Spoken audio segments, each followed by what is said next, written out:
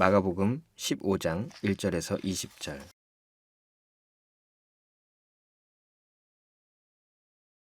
새벽에 대제사장들이 즉시 장로들과 서기관들 곧 온 공회와 더불어 의논하고 예수를 결박하여 끌고 가서 빌라도에게 넘겨주니 빌라도가 묻되 네가 유대인의 왕이냐? 예수께서 대답하여 이르시되 내 말이 옳도다. 하심에 대제사장들이 여러 가지로 고발하는지라 빌라도가 또 물어 이르되 아무 대답도 없느냐? 그들이 얼마나 많은 것으로 너를 고발하는가 보라. 하되 예수께서 다시 아무 말씀으로도 대답하지 아니하시니 빌라도가 놀랍게 여기더라.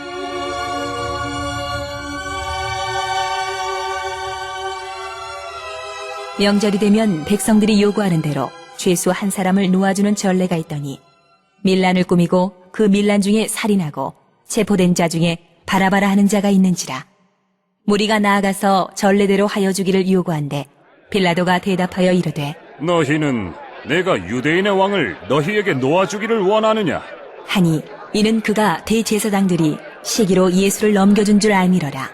그러나 대제사장들이 무리를 충동하여 도리어 바라바를 놓아달라 하게 하니 빌라도가 또 대답하여 이르되 그러면 너희가 유대인의 왕이라 하는 일을 내가 어떻게 하랴?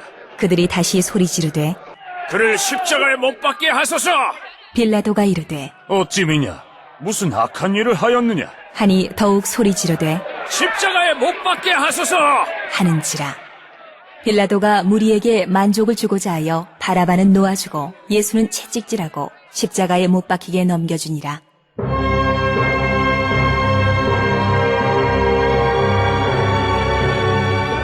군인들이 예수를 끌고 브라이도리온이라는 뜰 안으로 들어가서 온 군대를 모으고 예수에게 자색옷을 입히고 가시관을 엮어 씌우고 격리하여 이르되 유대인의 왕이여 평안할지어다.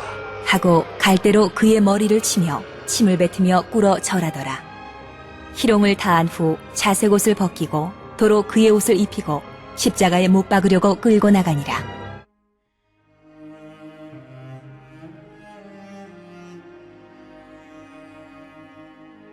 (1절에서 20절) 빌라도의 판결.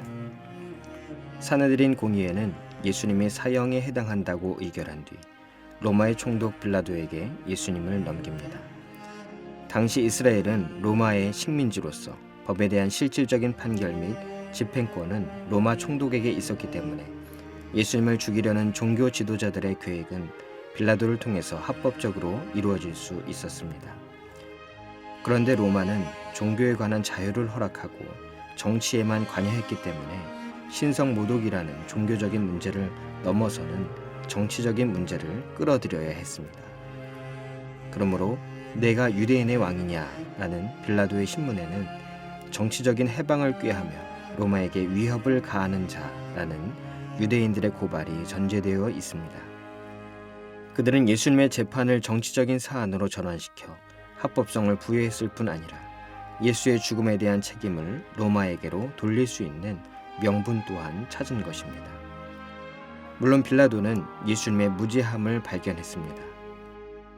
단순히 유대인들의 시기로 시작된 재판일 뿐 예수가 결코 로마의 위협이 될 만한 사람은 아니었습니다. 그래서 마침 명절 전례를 통해서 예수님을 풀어주려 했으나 군중들의 반발이 심했습니다.